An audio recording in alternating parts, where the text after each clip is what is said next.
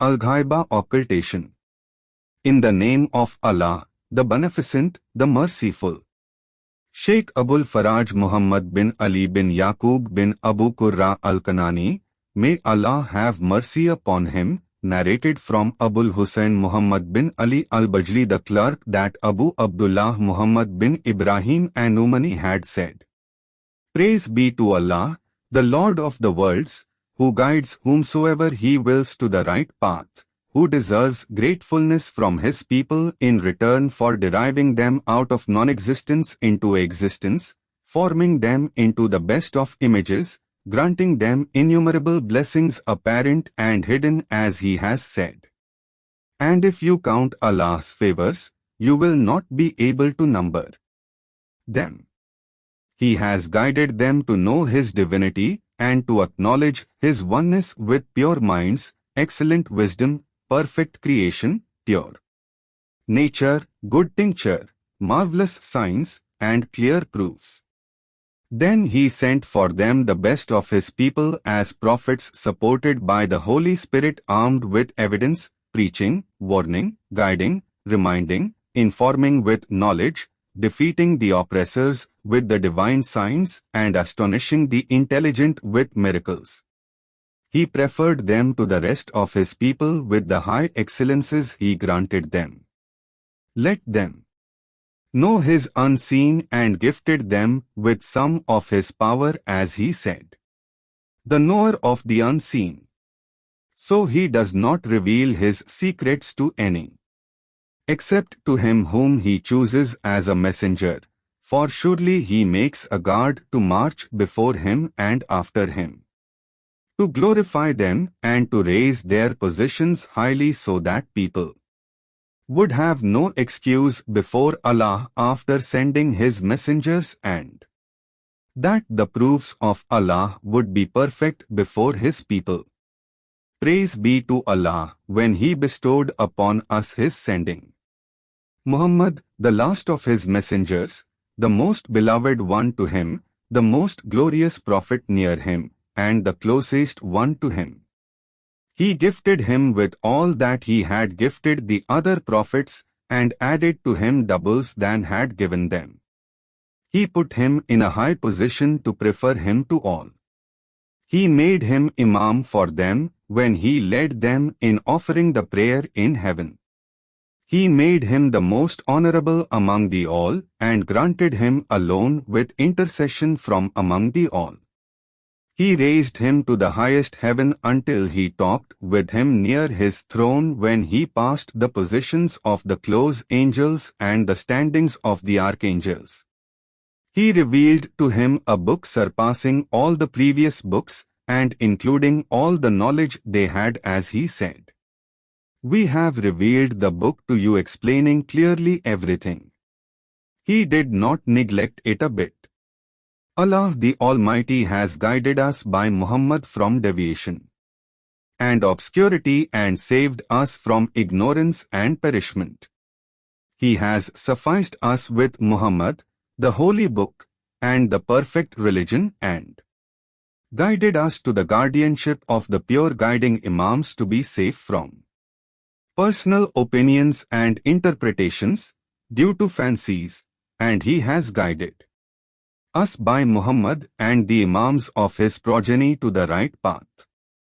Blessing and peace be upon Muhammad and his brother Amirul Mu'mineen Imam Ali, his next in virtue, his supporter in distresses and ordeals, the sword of Allah against the unbelievers, and his open hand with beneficence and justice.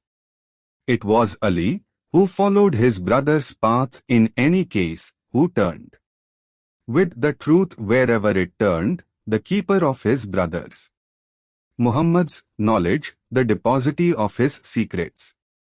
Blessing and peace be upon the pure Imams, the means of mercy, the object of blessing, the full moons in the darkness, the light for people, the oceans of knowledge, and the gate of peace, which Allah had asked His people to enter from and warned them not to deviate from when He said, O you who believe, Enter into submission one and all, and do not follow the footsteps of Shaitan, surely he is your open enemy. Then we found that some of the groups ascribed to Shiism, who believed in the imamate, which Allah had made as a mercy of His right religion, adopted different opinions and ramified thoughts, became indifferent to the obligations of Allah, hastened towards the prohibitions, and they all, except a few, doubted the Imam of their time, the guardian of their affairs. And the proof, which Allah had chosen according to His exalted knowledge, as He said, Thy Lord does create and choose as He pleases, no choice have they in the matter of their ordeal during the absence of the expected Imam, of which the Prophet had informed and Imam Ali had mentioned, and warned of its sedition in his traditions and speeches.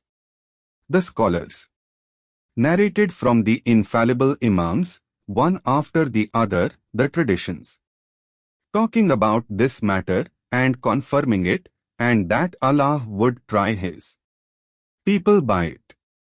The doubt about it was still inside their hearts, as Imam Ali showed in his saying to Kumail bin Ziyad, or is led towards the people of truth unthinkingly, doubt comes into his heart since the first suspicion he faces, and that leads them to stray, confusion, obscurity, and deviation. None of them will remain on the right path, except a very few, who maintains the religion of Allah, holds fast by the rope of Allah, and does not deviate from the right path of Allah.